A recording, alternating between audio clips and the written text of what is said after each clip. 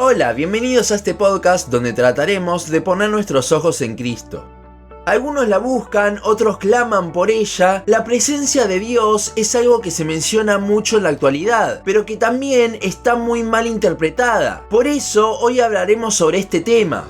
Para hablar de esto hay que tener primero un concepto bien en claro, y es el de la omnipresencia de Dios. Este es uno de sus atributos, el cual significa que Dios está en absolutamente todos lados. Él está tanto en el cielo como en cada rincón de la tierra, nada lo puede contener. Sin embargo, tanto en el Antiguo Testamento, hablando del tabernáculo y el templo, como en Apocalipsis, hablando del cielo, vemos a la presencia de Dios ubicada en un lugar. ¿Cómo es esto? ¿Acaso Dios se restringe por momentos para estar solo en un lugar? No, sino que allí en esos lugares estaba la manifestación de su presencia. Dios seguía siendo omnipresente estando en todos lados. Esos son los casos del Antiguo Testamento y de Apocalipsis. Pero, ¿qué pasa en la actualidad? Bueno, es lo que analizaremos hoy. Pero antes también hay que entender otra cosa, y es el contexto. Hay dos cosas que se malinterpretan muy mal del Antiguo Testamento sobre la presencia de Dios por no tener en cuenta el contexto. Lo primero es el hecho de entrar en la presencia de Dios. Es muy común esa frase o también decir venir ante su presencia. Pero ¿de dónde surge esto? Salmos 95.2 en la versión de las Américas dice: vengamos ante su presencia con acción de gracias, aclamémosle con salmos.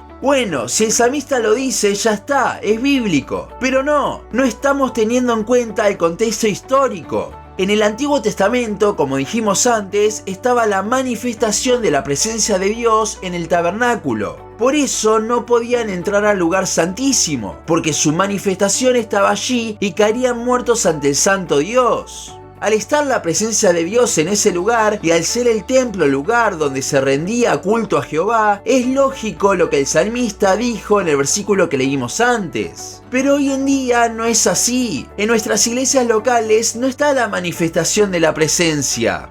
Lo otro que se malinterpreta es el descender de la presencia de Dios. Como dijimos al principio, muchos buscan y otros muchos claman porque la presencia de Dios descienda o venga a algún lado. Esto es algo que también viene del Antiguo Testamento y de Hechos 2. A este último hay que interpretarlo como lo que fue, un hecho aislado que dio inicio a la iglesia y del cual no se puede hacer doctrina, ya que nunca más vemos que se haya repetido en la palabra. Sin embargo, en el Antiguo Testamento vemos, más notoriamente en el libro de los Jueces, que el Espíritu de Dios venía sobre las personas y estaba con ellas para fortalecerlos o guiarlos en ciertos momentos. El problema aquí es que el Espíritu podía dejar a la persona, como pasó con Saúl en 1 Samuel 16:14. No es que perdiese la salvación tampoco, sino que nunca la tuvo, y el Espíritu estuvo con él para ayudarlo a guiar al pueblo de Israel, no para salvarlo.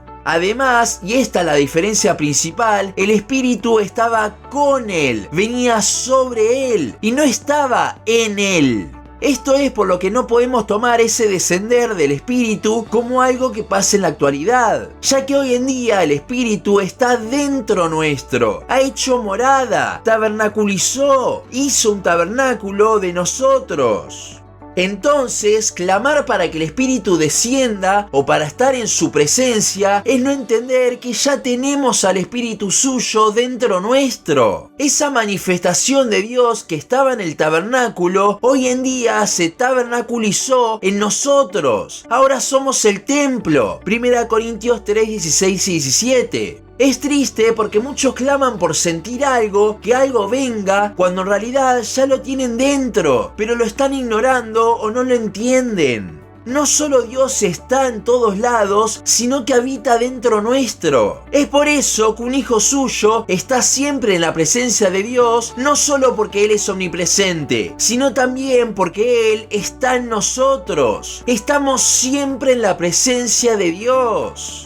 Ahora, en ciertos contextos se busca esto y al hacerlo las emociones surgen. Si bien no soy cerrado como algunos cesacionistas, aunque también lo soy, creo que esas emociones pueden ser por dos razones. La primera es que en ese momento estamos tan concentrados que nos hacemos conscientes de que Dios está allí. No es que Dios vino, no es que su presencia llenó aquel lugar, que esto también está sacado de contexto del Antiguo Testamento, cuando Jehová descendía de la nube de estar guiando a Israel por el desierto y llenaba el lugar santísimo con la manifestación de su presencia, sino que es porque nos damos cuenta que efectivamente Dios está allí, está con nosotros y en nosotros. Al darnos cuenta y meditar en esto, ¿cómo no van a surgir las emociones? Si el ser más hermoso del universo, nuestro Salvador, está con nosotros. Es como Isaías en el capítulo 6 o Juan en Apocalipsis, simplemente no nos podemos contener. Pero esto, de vuelta, no es porque Dios haya hecho algo sobrenatural, sino que es un momento donde nuestros ojos son abiertos al ver lo que tenemos todo el tiempo delante y dentro nuestro, y nos maravillamos de eso.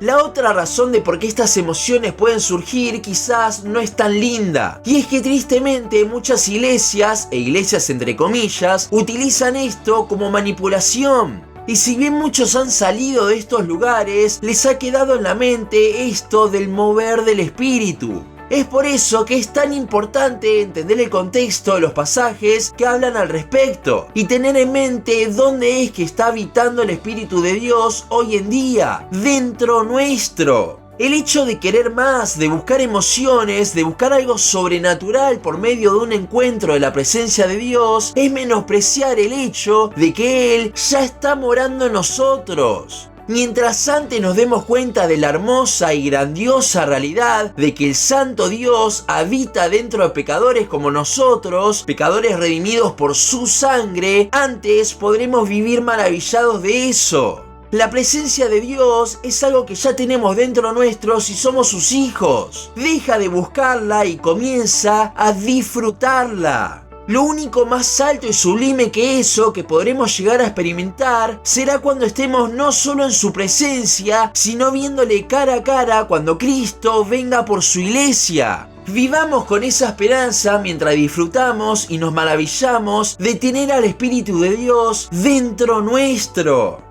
Y repito esto porque quiero que sea algo que quede bien en nuestra mente. Debemos dejar de buscar la presencia de Dios que ya la tenemos y comenzar a disfrutarla día tras día.